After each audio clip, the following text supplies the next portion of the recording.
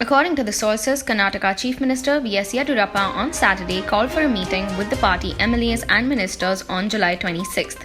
The call for the meeting comes after the CM's visit to Delhi. After holding a marathon of meetings with the BJP top leaders in the national capital, the Karnataka CM averred that all was well between him and them and revealed that Amit Shah had told him to work hard to return to power in the state. At a meeting of CM B.S. Yediyurappa with ministers and government officials, it has been decided that institutes of higher education will be allowed to reopen from July 26th. Only vaccinated people, partially or fully, will be given entry. The decision came after they had earlier announced the commencement of offline classes for institutions pertaining to the health and medical sector. However, only the students, teaching staff, non-teaching staff who have been vaccinated with at least one dose will be permitted to go to the institutions. Veteran politician G. Madegowda passed away at the age of 94 at his son's private hospital at KM on Saturday after a prolonged illness.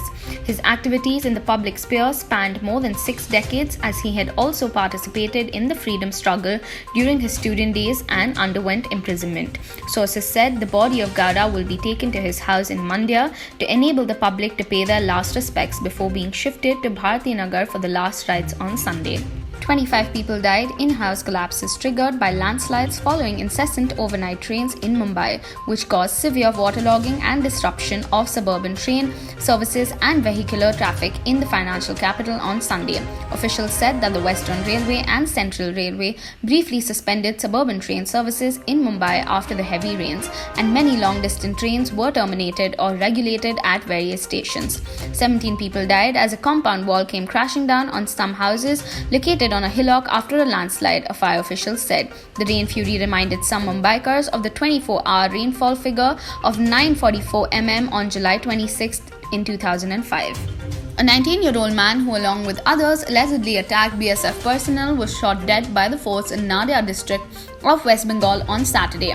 BSF sources said that a patrolling team found that 4 to 5 men were trying to cut the barbed wire fencing from the Indian side territory early on Saturday. When challenged by the border guards, they allegedly attacked them with stones and sharp weapons, forcing them to fire in self-defense.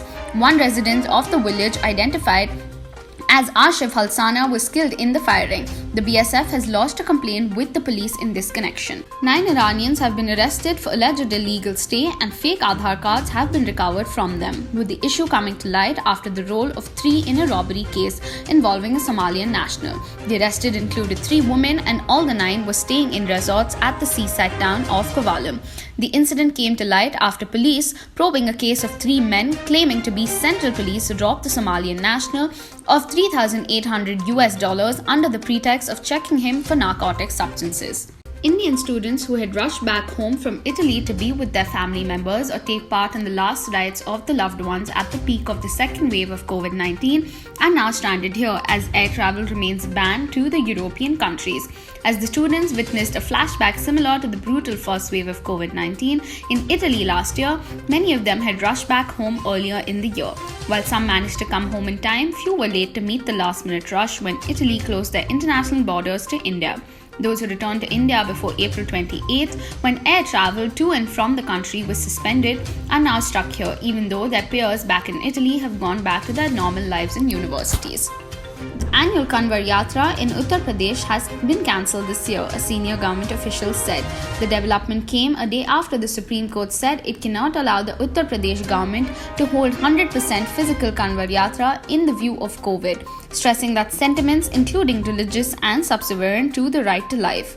The Kanwar Yatra has been cancelled by the Kanwar Sanghs on the appeal of the Uttar Pradesh government.